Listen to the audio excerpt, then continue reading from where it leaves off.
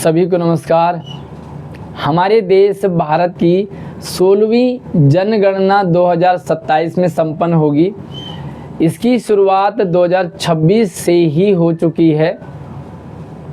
भारत देश में रहने के कारण, भारत का नागरिक होने के नाते हमें 3 बातों का विशेष ध्यान रखना है ताकि हमारे साथ कुछ भी गलत ना हो। पहली चीज़ जिम्मेदारी, दूसरी चीज़ जागरूकता और तीसरी चीज़ सुरक्षा। जागरूकता और जिम्मेदारी वाला काम आप अभी कर दीजिए, वीडियो को शेयर कर दीजिए सभी तक, ताकि सभी तक सूचना जानकारी पहुंच जाए, ताकि किसी के साथ कुछ भी गलत ना हो, आप सुरक्षित रहें। क्योंकि इसी दौरान काफ़ी सारे स्कैमर भी मार्केट में एक्टिव हो जाते हैं। तो शेयर करना आपकी जिम्मेदारी है ताकि सभी लोगों में जागरूकता फैले। देखिए, 2 चरणों में ये जनगणना हो रही है। पहला चरण हमारा अप्रैल, मई, जून, अप्रैल से शुरू हो चुका है, इसकी ट्रेनिंग वगैरह, और उसके बाद अप्रैल से जून तक ये पहला चरण चलेगा। दूसरा जो चरण है वो सितंबर, अक्टूबर, नवंबर के करीब चलेगा। तो 2 चरणों में ये जनगणना होगी। अब हम सबसे पहले जानेंगे कि जिम्मेदारी, जागरूकता और सुरक्षा। जब बड़े स्केल में कोई काम होता है, ये देश का काम है, तो ऐसे में क्या होता है, काफ़ी सारे स्कैमर भी एक्टिव हो जाते हैं। हमारे साथ गलत ना हो, इसलिए हमें जागरूक होना चाहिए।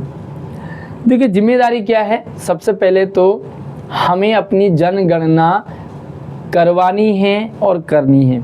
2 तरीके से आप अपनी जनगणना कर सकते हैं। पहला तरीका, स्वयं करें अपनी जनगणना। आपको एक लिंक दिया हुआ है, उस लिंक पर क्लिक कीजिए और आप अपनी जनगणना खुद कर दीजिए। बहुत आसान है, 2 से 3-4 मिनट आपको लगेंगे। और एक लिंक है, मैंने वीडियो बनाया हुआ है, डिस्क्रिप्शन में डाल दूंगा, वहाँ से आप उस वीडियो को देख करके कर सकते हैं। तो 2 से 3 मिनट लगेंगे और आप अपनी जनगणना खुद करेंगे। आपके अपनी फैमिली डिटेल जो भी है, तो उसके लिए हमारे पास कुछ पॉइंट्स से मैं आपको बता देता हूँ कि आपने कौन कौन से पॉइंट्स, आपको जो कोई भी पूछेगा तो इन्हीं पॉइंट में, यहाँ पे 34 पॉइंट हैं, तो इन 34 पॉइंट को आप ऑनलाइन फिल कर लीजिए। और कोई भी बाहर से आता है तो इन्हीं 34 पॉइंट को पूछेगा, इनके अलावा 35वां पॉइंट नहीं पूछेगा। अच्छा, जो 34 तो हैं, लेकिन क्या आपको नहीं बताना है, कौन सी जानकारी अपनी नहीं देनी है, वो ध्यान रखें। तो सबसे पहले तो आप अपनी जिम्मेदारी निभाएं।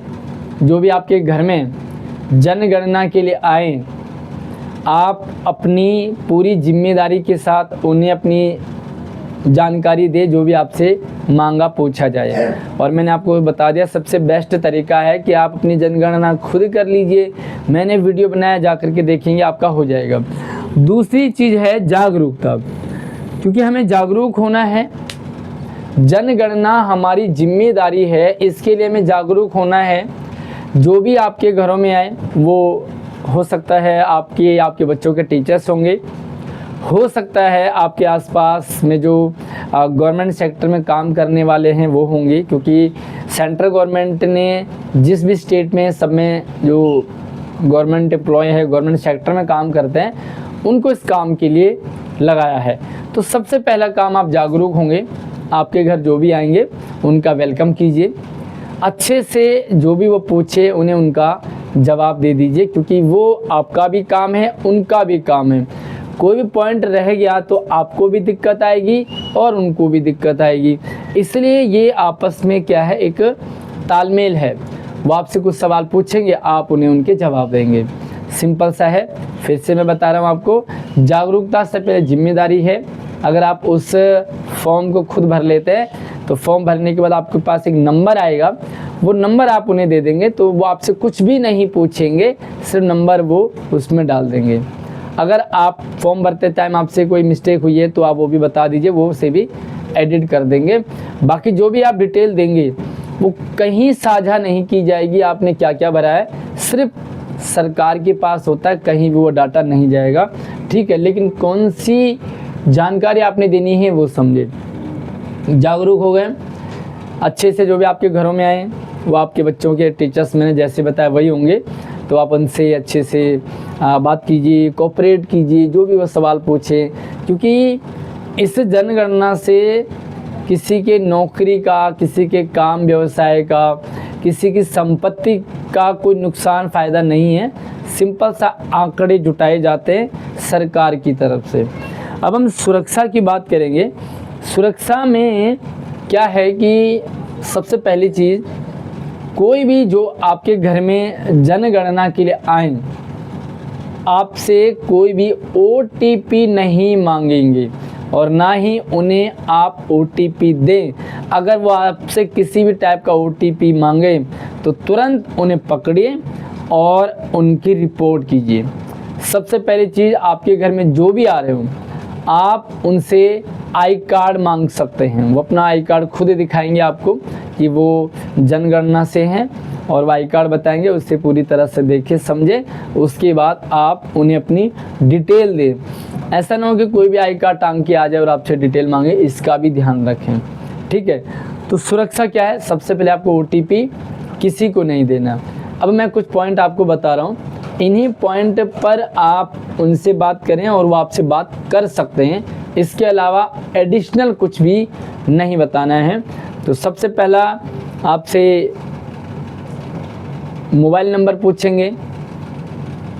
जो मोबाइल नंबर मुखिया का है वो रजिस्टर कर दें आप। भवन संख्या, आपका जो मकान नंबर है वो अलाउड कर दिए होंगे MCD वगैरह ने, कई जगह नहीं किए, जो नए बने हैं तो वहाँ पे वो आपको मकान नंबर दे देंगे जो जनगणना वाले आ रहे हैं।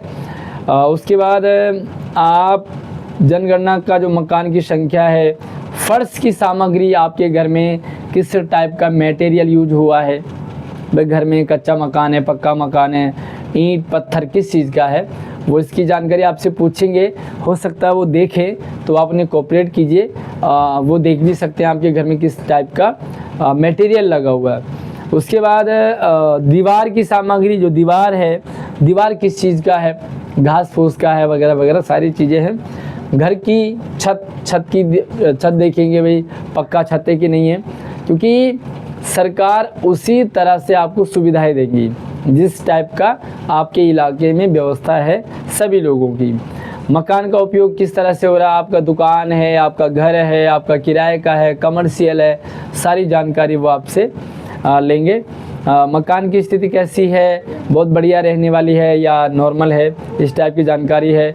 परिवार की संख्या, परिवार कितने परिवार रहते हैं, कई बार एक परिवार में, एक घर में 2-3 परिवार रहते हैं, 2 भाई हैं, दोनों का अलग अलग रहता है, ठीक है। साथ में मुखिया का नाम, मुखिया की नॉर्मल डिटेल होती है।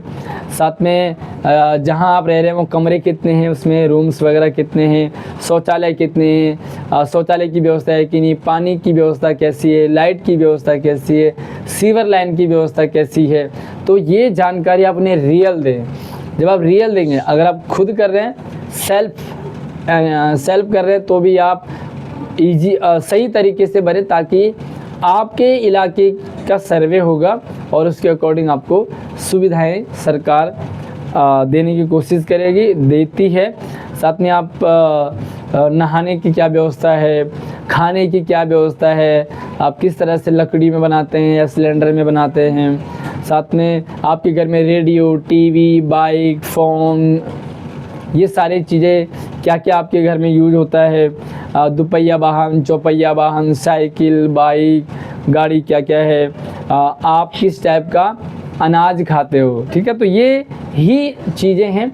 इसके अलावा कोई भी आपसे आधार कार्ड नहीं मांगेगा, ध्यान रखना। कोई भी आपसे OTP नहीं मांगेगा, ना ही आपने किसी को OTP देना है। अगली चीज़, ना ही आपसे कोई डॉक्यूमेंट मांगेगा, जो घर के कागज़ दिखाइए, अपने पढ़ाई लिखाई के कागज़ दिखाइए, कुछ भी नहीं। आप जो उन्हें बताते हैं वही डाटा वो लेकर के जाते हैं। बस आपकी जिम्मेदारी है कि आप रियल डाटा उन्हें दें, जो एक्चुअल में हैं, आप वही उन्हें बताएं। फर्स्ट साइकिल में ये सारी डिटेल है, सेकंड साइकिल में जो आपके घर में कितने मेंबर है, वो क्या क्या पढ़ते हैं, कहाँ स्कूल कॉलेज पढ़ते हैं, ठीक है, तो इनका इंडिविजुअल डाटा लिया जाएगा। तो फिलहाल ये सारी डिटेल है।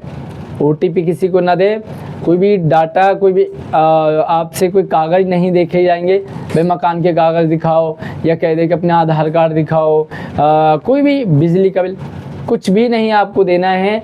इतनी ही जानकारी है। और सबसे बेस्ट तरीका है कि आप अपना सेल्फ कर लीजिए, जो नंबर आएगा उन्हें आप दे दीजिए, तो आप भी फ्री हो जाते हैं और जो आपके घर में आ रहे वो भी फ्री हो जाते हैं। इन केस आप घर में नहीं मिलते हैं तो हो सकता है जो आप जनगणना करने वाले हैं वो आपके पास 2 बार आएँ, 3 बार आएँ, 4 बार आएँ, ठीक है, तो वो आपसे संपर्क करेंगे।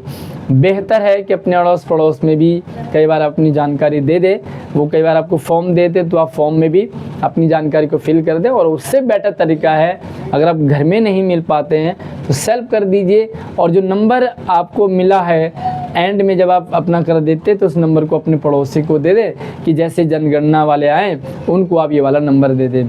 अच्छा, एक और चीज़ है कि जनगणना में कोई भी परिवार रहना नहीं चाहिए, कोई भी मुखिया रह ना जाए, आपकी डिटेल जानी चाहिए।